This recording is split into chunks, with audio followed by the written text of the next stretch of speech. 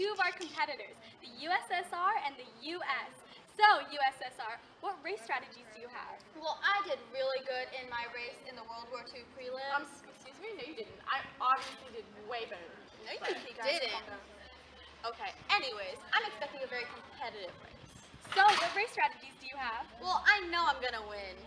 And I plan on winning by starting off fast, accelerating, attacking the hurdles, and then maintaining that speed. Okay, that clearly will not work. Yes, it will. My plan, which will help me win the race, is to start off steady and then accelerate towards the end. Right, because you're gonna win. The two primary causes of the Cold War were World War II and the fear and spread of communism, which was showcased through McCarthyism. Post-World War II, the two countries thought they were each the most powerful, one with communism and one with capitalism. They each prepped for the war by doing things such as building nuclear weapons. Let the trial runs begin. Oh wait, the USSR has set up a hurdle, but the US is able to cruise right over it. This is one of the many watchtowers surrounding the Berlin Wall that divided East and West Berlin. Hey look, it's a dog! And a truck. And another watchtower. This wall was built in order to stop people that tried to leave East Berlin and was also built after the Berlin airlift, when the US temporarily stopped the Soviets' blockade by sending the people of East Berlin food and many supplies.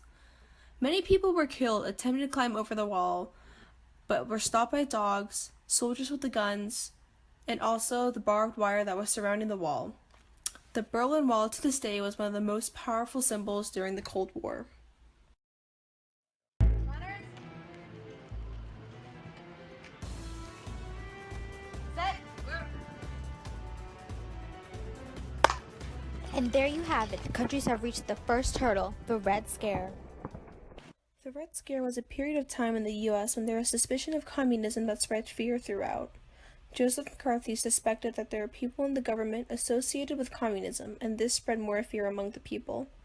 During this time, Julius Rosenberg and his wife Ethel Rosenberg were accused of passing atomic secrets to the Communist Party.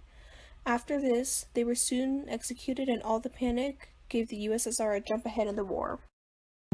The USSR is in the lead, and we have now reached the second hurdle, the space race. The US was struggling, but now they've pulled ahead.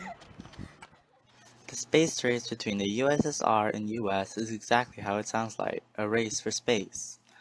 The USSR was in the lead once they launched their first satellite, Sputnik. However, the US caught up quickly and launched their own satellites such as the Vanguard 1 and Project Score. After a while, they kept going back and forth, launching each individual orbit into space and taking images of the moon and planets beyond. The US feared that if the USSR got control of space, they would be able to keep missiles in space and launch it at any time on the United States.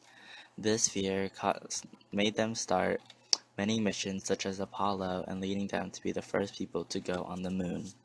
The race is progressing, and both the countries seem to be struggling as they approach the last hurdle, the Cuban Missile Crisis.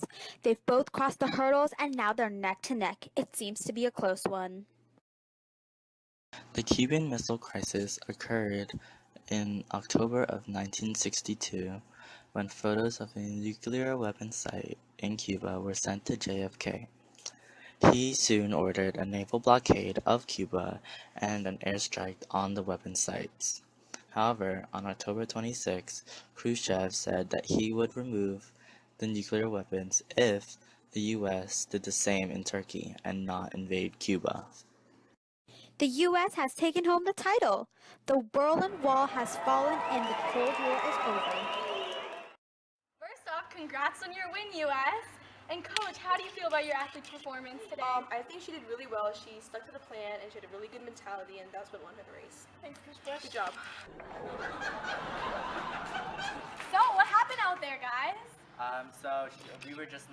didn't have the correct funding for her training, and it was a really hard race. Even though she pushed through in the beginning, at the end, the US caught up really quickly and just beat her. But it's okay. Sorry, Coach G. Come back here!